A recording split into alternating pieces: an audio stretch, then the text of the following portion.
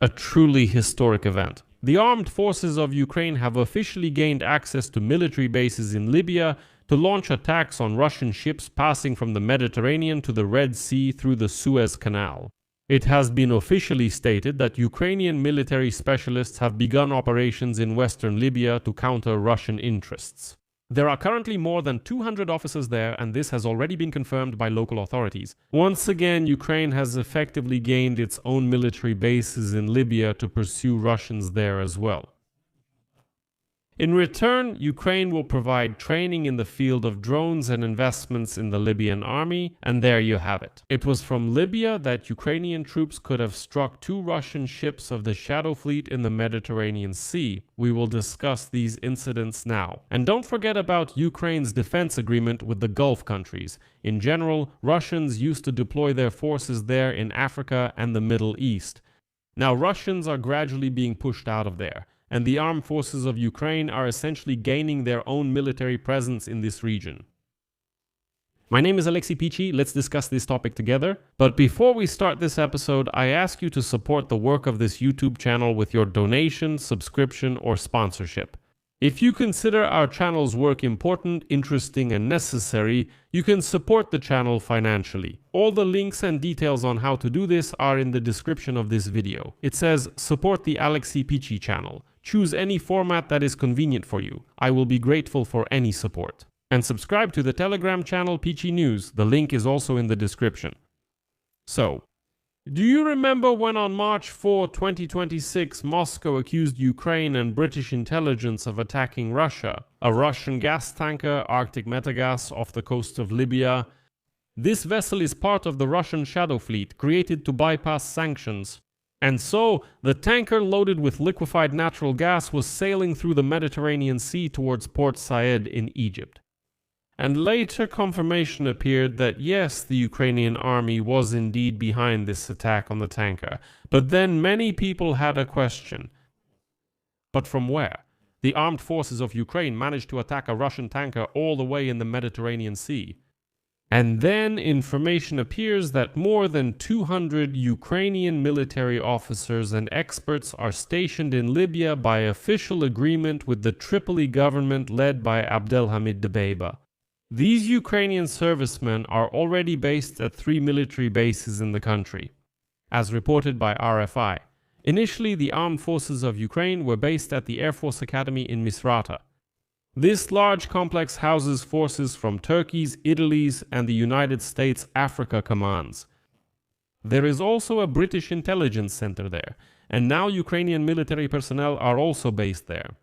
Moreover, it has become known that the armed forces of Ukraine already have a second fully equipped base for launching aerial and naval drones in the city of Zavi. This is about 50 kilometers north of the capital, very close to the Malaita oil complex, one of the largest operating in Libya. Well, essentially, the armed forces of Ukraine are also protecting this complex, but they can also launch attacks on Russians from there. And so, as stated, Ukrainian specialists occupied the plot of land provided to them by the Tripoli government, which has direct access to the sea, in October and November of last year. There, according to V, work was carried out to reinforce the facility and equip it with the necessary runways and antennas. In other words, this is a fully functional base for launching any type of drones. The third location is used for coordination meetings between Ukrainian forces and the Libyan army. It is located at the headquarters of the 111th Brigade of the Libyan Army on the road to Tripoli Airport. The Western Libyan Army is represented by Abdul Salam Az-Zubi. He is the Deputy Minister of Defense, and he is officially responsible for all communication with the Ukrainian military. It is also known that it was at the official request of the Ukrainian military attaché in Algeria, General Andriy Bayuk, that Tripoli signed an agreement with the Ukrainian military advisor in October last year to establish a military presence of the armed forces of Ukraine in Libya. So all of this is official. In return, Tripoli receives training for Libyan military personnel, particularly in the use of drones. The long-term agreement provides for the sale of weapons and Ukrainian investments in Libya's oil sector. For example, anyone who has closely followed the activities of Russia's Wagner group in the past understands that something interesting is happening here. Well, now let's get back to the incident on March 4th. It is known that the Russian vessel Arktishesky Metagaz was hit by a naval drone, by a Magura B-5 drone produced in Ukraine and already used in the Black Sea. Launched from the Militak base, where Ukrainian servicemen are stationed, the drone primarily struck the engine room, which quickly filled with water, immobilizing the Russian vessel. It's funny that Russia then called the drone strike on the Russian tanker Arctic Metagaz in the Mediterranean Sea international terrorism and blamed Ukraine for it. At that time, the Russian Ministry of Transport said that the Arctic Metagaz tanker was supposedly registered according to all international regulations and had departed from the port of Murmansk. It did leave Murmansk, but claims of proper registration are false since it's part of the Shadow Fleet.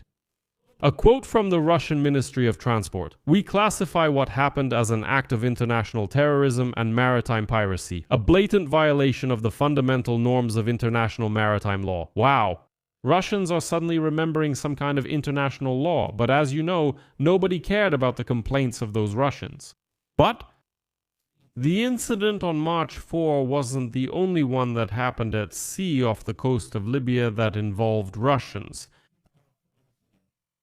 On December 19, 2025, a source from the SSU, the Security Service of Ukraine, reported that they attacked an oil tanker belonging to a Russian company which came under fire. The Russian oil tanker Kandil was traveling between Greece and Libya, 250 kilometers off the Libyan coast when it came under fire. The attack was carried out by a drone launched from the city of Misrata, that is, from another Ukrainian military base in Libya. Ukraine's statement does not provide details about the location of the strike or the country responsible for it. Kyiv then released a short video, a video of the burning vessel. And that's not all. In January of this year, the Russian Project Dossier Center and the Norwegian broadcaster NRK also published an investigation claiming that representatives of the Wagner PMC and Russian military intelligence GRU were on board the Kandil tanker. Who were formerly working as security guards? Well, you remember, right, that Wagner PMC members and Russian intelligence officers were always officially registered. They were registered in Africa as security guards, for example, guarding oil wells. At that time, as a result of the strike on the Kandil tanker, 2 people were killed and another 7 were wounded. So, among those killed at that time was General Andrei Averyanov. He was a high-ranking officer of Russian intelligence. Against this backdrop, Ukrainian President Volodymyr Zelensky said Ukrainian specialists went to Persian Gulf countries after the US and Israel began their war with Iran. They are already participating in strengthening their defense. This involves first assessing their defenses and preparing solutions to counter possible attacks. According to him, at first, Ukrainian experts assessed the level of security of the facilities and determined what changes were necessary. Now the cooperation has moved to the next stage where the parties are coordinating specific steps to strengthen the defense. Zelensky clarified that it's not just about air defense systems, but also about the physical protection of facilities and organizing logistics. After the assessment is completed, Ukrainian specialists may move on to training foreign partners. In other words, what is happening in Libya. And there are 2 formats provided here: training in Ukraine or Ukrainian instructors working abroad. President Zelensky also added that the cooperation is long-term and is planned for 10 years. At the same time, the direction of relations and cooperation may change depending on the needs of the partners. In particular, this refers to possible arms supplies, including naval drones. And as you can see, the armed forces of Ukraine are now also effectively getting military bases in the region, and this is truly a breakthrough. I'll leave it at that. Share your opinions and conclusions in the comments below this episode. Subscribe to the channel, it's very important. Click the bell, and don't forget to like if you found the information useful. You can support the work of this YouTube channel with your donation, for example, by using the QR code on your screen or the links in the description of this video. That's all for now. Take care of yourselves. Goodbye, everyone.